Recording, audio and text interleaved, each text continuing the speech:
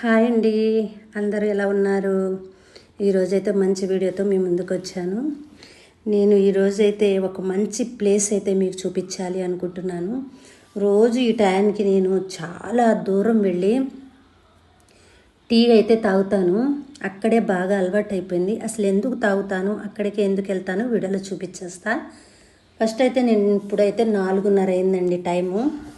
ఈ టైం అయ్యేసరికి నేను ఎట్లాగైనా ఏదో ఒక షాకు చెప్పి అక్కడికి వెళ్ళిపోతాను టీ తాగడానికి. అక్కడ అలవాటు అయిపోయింది నాకు. అక్కడ తాగితేనే నాకు టీ తాగినట్టు అనిపిస్తుంది. మా బయట ఉన్న వ్యూ అన్నమాట ఇదంతా.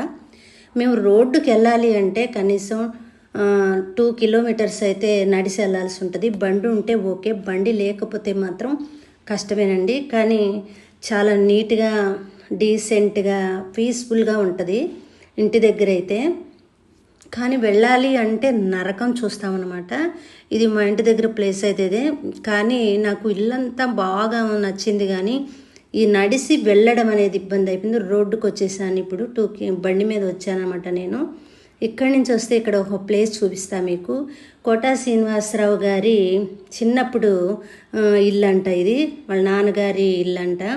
ఈ కోట సత్యనారాయణ అని అయితే బోర్డు మీద ఉంది. అందరూ అంటూ ఉంటారు కోట శ్రీనివాసరావు గారు ఇల్లు ఇది అని. ఆయన ఉండేవారో కాదో నాకైతే తెలియదు, కానీ చెప్పడం అయితే చెప్తున్నారు. ఇదైతే మా ఊరు బస్ స్టాండ్ అనమాట. ఇక్కడి నుంచి అయితే గంగూరు వచ్చేసాను నేను.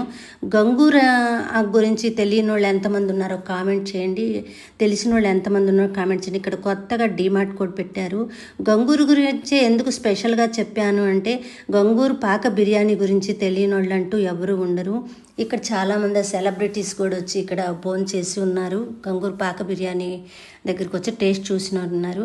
ఈ గంగూరు అంటేనే మొత్తం బిర్యానీ హోటల్సేనండి. మొత్తం ఆల్రౌండ్ మొత్తం బిర్యానీ హోటల్సే. నేనైతే పాక బిర్యానీ అయితే తినను. ఇదైతే చైతన్య కాలేజ్ అనమాట, జూనియర్ కళాశాల. నేనైతే గంగూరులో నాకు ఒక నచ్చిన ప్లేస్ ఉంది, అక్కడే తింటాను నేను. ఆ ప్లేస్ కూడా మీకు ముందు వీడియోలో పోస్ట్ చేస్తాను. ఇప్పుడైతే మనం తాడిగడప వచ్చేసాము. ఏ హోటల్ ఎక్కడికి వెళ్తాను, ఎక్కడ టీ తాగుతాను అనేది మీకు చూపిస్తాను. ఎందుకంటే నేను తాగే ప్రదేశం అట్లాంటి హోటల్స్ చాలా చోట్ల పెట్టి ఉన్నారు. మీ దగ్గర కూడా పెట్టున్నారేమో అని అడుగుతున్నా. ఆల్ఫా ఇరానీ చాయ్ అన్నమాట. ఇక్కడ తాగితేనే నాకు తాగినట్టు ఉంటుందండి. ఇక్కడికి వస్తాను నేను ఏదో ఒక పని మీద విజయవాడ వెళ్ళినప్పుడల్లా ఇక్కడ ఆగి పనిమాల టీ తాగి వస్తాను. అయితే 2 సాల్ట్ బిస్కెట్లు అయితే తీసుకున్నాను. నేను 2 సాల్ట్ బిస్కెట్లు తింటాను. ఒక్కొక్కసారి టీలో కూడా నంచుకొని తినడం అయితే జరుగుతుంది. ఇదండి టీ అయితే. అది ఒకటే 20 రూపీస్, కానీ ఇద్దరు తాగొచ్చు. క్వాంటిటీ అయితే ఎక్కువే వస్తుంది. నేనైతే ఎందుకు తాగుతాను అనేది మీకు చెప్పాలనుకున్నాను కదా. ఏం లేదు, నేను సాసర్లో పోసుకొని తాగుతానండి.